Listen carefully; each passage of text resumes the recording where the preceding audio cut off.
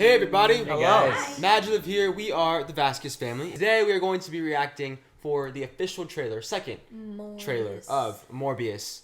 Came out 9 hours ago from when we were watching it. We're watching it a little bit late because we've been delayed with some work. Josh was on set earlier today. But we are back now here together. We wanted to watch it together because the first trailer was wicked, cool, creepy, and oh man, we don't know what this movie is going to fully entail, where it's supposed to land. Sony keeps throwing out these Spider-Man villain movies, so we are extremely intrigued. And it's Jared Leto. He's one of those actors we've talked about. You consider like a chameleon, like the kind that he can shift into any character. He's just that talented and versatile. So let's jump in. Thank you guys so much for joining us today. This is a 3-minute trailer, so it's a short film, like essentially. Right, exactly. So thank you guys for joining us today. Hope you guys enjoy our reaction. Here we go. Let's go. Let's watch this short film of a long film. Right.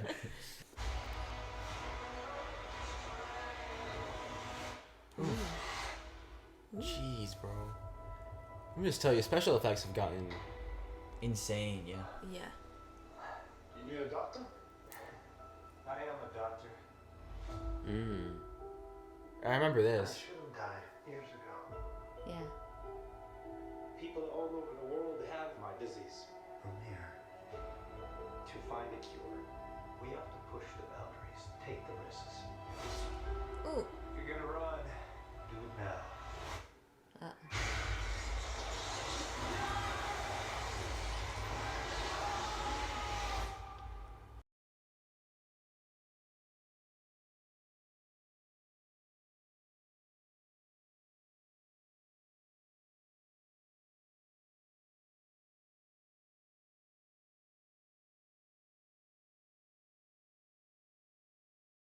A bad feeling about this. Oh. Ooh. What did you do to yourself, doctor? I wish I knew. Huh. He doesn't know. Wow. Venom. Oh, same guy. I went from dying to being more alive than ever. It worked. Not exactly. I have increased strength. Echolocation. Yeah. Some form of fat radar. Huh. What else can I do? Whoa. Change eyeballs. Oh man. Oh, he What? glides? No way. What? Oscorp, you saw that tower? Uh-huh. There's something inside of him. He wants to hunt. It's very Venom in that sense, Yeah. right? Yeah. Consume blood.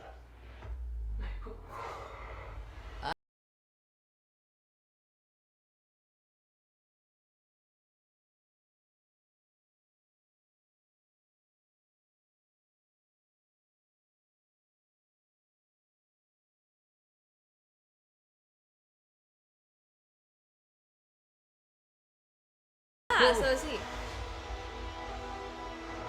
I'd do anything to save a life. But I don't know what I'm capable of. Dude. Look at that. You don't take them. Yes, he does. Heal the world.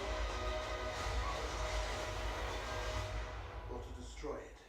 Oh my gosh, that guy's an amazing actor too. Oh yes. Holy This is gonna be so good. And Dude. It's so Dr. Jekyll and I mean, yeah. I'm just kidding. It's Dr. Michael Morbius at your service. That was What? hilarious. That's Venom. hilarious. I am Venom. Dude, I'm wait. kidding. What universe? Okay. I'm guessing it's. I I mean, he's think- clearly in Venom's. This is like the same. And we saw Right. Vulture, or rather Michael Well, Keaton's. then I we think- got our Oscorp. This looks really, really interesting Yeah. in like the best way because And if you think about it, they could totally go in the direction. It's nothing against the movie Venom. We haven't seen this one yet, but if you already look at what the story's gonna be, he is a doctor that is dying, a doctor that likes to help people. So right? he's Likes a to very good heal doctor people. from what we hear. Right. So there's the emphasis on he can't save himself, and that's the only reason he stayed alive is because he's found remedies for himself. And but- so that instinct that he grows with this thing he finds in that cave. it's like a deal with the devil, honestly. Right, but Yeah. it's the battle of having something inside of you and still trying to remain the same. Does Yeah. that make sense? Like Dr. It's Jekyll and Mr. Hyde. It's very much like that. Yeah. I don't know what that is. So it's a story. I mean, it basically to add on to that, it's the idea of having a monster inside of you, which is similar to Venom, but the sense of he can completely lose himself to it. From what I'm understanding now, we don't know much about Morbius in the comics. You guys can maybe give us some more insight in the comments. I know about Mobius. Mobius, yeah, Mobius and Mobius. But Morbius, we know he's a Spider-Man villain. Man, there's just so much there. I know I'm really excited. I I'm mean, very intrigued. you have actors like Tom Hardy playing Venom, Jared Leto playing, like they're getting some amazing actors to play these villains that add so much depth to them, and there is a lot going on here, there. So I just can't wait. And I'm also, we don't know how connected they are to the MCU and Spider-Man. We know that there's an Oscorp tower, So what does that mean? There's an Oscorp in this universe. So we're kind of still figuring out for ourselves where this lands. They're definitely buffing up the villain inventory. Probably to throw them into something exciting. But you see, They're throwing like Peter Parker. Right. they're almost making them like not like 100% villains. Does that make sense? Like Yeah, it makes it hard to hate. they're like anti-heroes. It makes us understand them. Right, it's really giving us a great introduction to each one, which I love. I love that. I would hate to see like one movie where they're all thrown in with Spider-Man and I know nothing about their origins, whereas this is like really giving us like a full synopsis of how they came to be, which I love. When does this come out? I did Well, not. next year. Yeah. So after Yes. No Way Home. No Way I Home. also feel like, I know there were some interviews that came out about Tom Holland talking about the future with Spider-Man. His Spider-Man still may very much be around. It's just a sense of the tone that his trilogy takes. Right now we're still seeing Spider-Man kind of finishing off his high school years. But are we going to start seeing a college trilogy where he's, maturing more? The villains he has to face are more grave, and there's darker themes there. And then that's when we start seeing Miles Morales enter the picture. Which is also, But- that also has like the Spider-Man, the friendly neighborhood Spider-Man thing is that, he can't really, and also in Far From Home, he starts to realize that he's not just a kid anymore, and he's gonna realize that in this movie in No Way Home as well. He's wanting to live two lives. In reality, he is Spider-Man, and that's something that he's gonna have to learn through. Starting to get very Multiverse scared madness. for Spider-Man. 'Cause Yeah. This is like, But that's the thing, man. Spider-Man is strong. He's one of the strongest yeah. superheroes in the comics. So if they do it right, they could show an amazing arc for Spider-Man where, people argue that he's so like he's so powerless, he's so wimpy in these movies, but if they do it right and they show the progression, then when he's a kick-ass badass Spider-Man and he's phenomenal you earn it. at his job as a superhero, then you earn that, right? You also grow with him. Like, even with Iron Man, he wasn't the same one he was in Endgame from the beginning. So it's just to see his... Right, his heart, his responsibility. I mean, honestly, man, he's still a kid. I mean, the way that we saw the No Way Home trailer, and he's coming to Doctor Strange to fix his problems, it's like, man, that's not how life works. Like, so he's got a lot of learning to do. But we're learning with him. I love how Jimmy said that. Learning with him. Growing with like us is right. It's like I think it works really well. Doctor Strange is trying to pull It's a Wonderful Life, put him through a life where like nobody knows that he's Spider-Man. Maybe, right? And then he messes it up. Yeah. But that's theory. Side rant. That's theory in a little tangent. Yeah, but Tangent. And I'm wondering what Spider-Man's future is. Not only in the MCU, but how Sony and Marvel / Disney are going to keep working together, if they are. I hope they find a way to keep making it work, because even if Sony kind of has this like darker or certain universe within its own, but they still acknowledge the MCU, there could be this cool collaboration thing where Spider-Man, even though he's in the MCU, kind of has a world of his own. And we'll kind of see- like with Deadpool. I don't know, Deadpool hasn't entered the MCU, but are they going to kind of keep the same tones that they had with the Fox movies? Yeah. Can they find a way to do that? So I was gonna comment on the visual of Morbius. Like, I see on the screen we have like a little picture of the like Morbius, like when he's in his full nastiness.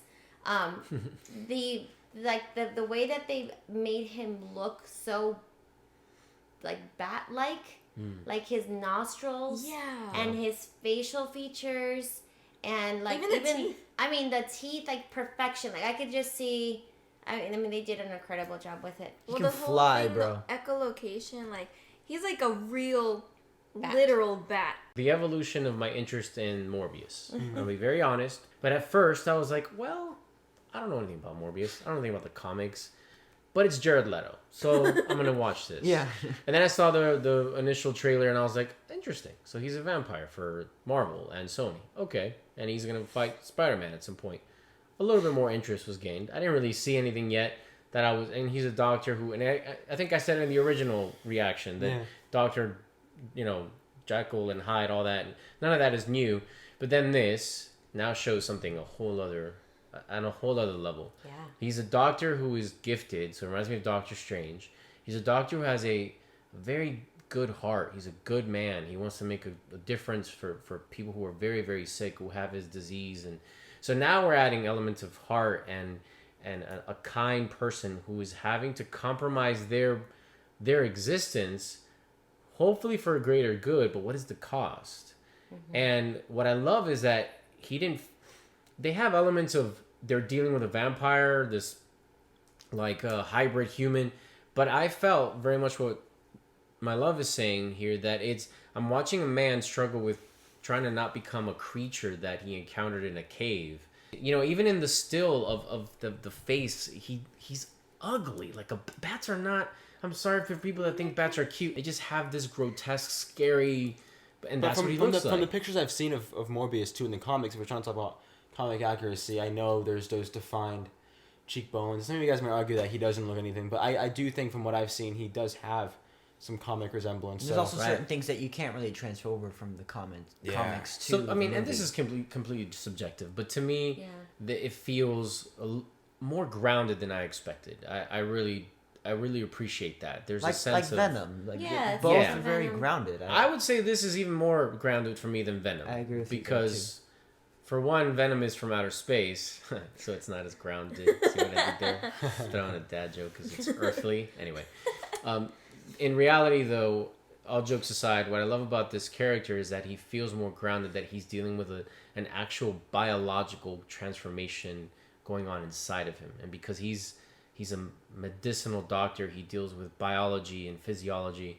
It looks like he's dealing with transformations that he doesn't understand with his brilliant mind. Mm-hmm. That is extremely interesting for me. And that's the reason why I'll probably watch this movie. It reminds me more of the Spider-Man effect, where he got bitten by a spider and then he's all of a sudden has these abilities. You do see Morbius's regret of trying to do something that then backfired, and him trying to find himself, trying to control that, like in Venom. So yeah, I'm very curious. It's all so very intriguing, and Sony's doing something that isn't done often. I mean, we kind of saw it with Joker and DC, where they give us a look inside the normal villain. Right. And we'll see. But they're giving us a glimpse into these villains. Yeah, we'll see how No Way Home goes, because that's I don't want to put much pressure on No Way Home, but then again, that is showing the fabric of the relationship between Marvel and Sony, and their willingness to tell a story, right? Because Doctor Strange and Spider-Man, those are characters that are in both of those realms, right? And so, depending on the storytelling of the movie, I really do think that will determine everything in terms of if Sony wants to sell or if they want to tell a good story, and a good story will sell. So it's more, I'm more trying to get at that it's very exciting if Marvel and Sony are working together to just make awesome stories. That's what I'm trying to get at. Is more that than what I was saying. Because Sony, I think, has mastered the villains. Like, I remember Green Goblin was, gosh. so well I can't wait to see him done again. and introduced. It's William Dafoe. Come on, it's so good. It's so good. So, I think I'm a bit of a science No, Alfred Molina is Doc Ock, Yeah. I didn't want to see this movie before, but this trailer did convince me. Nice job, trailer. Yes, good job, Sony. Yeah, man.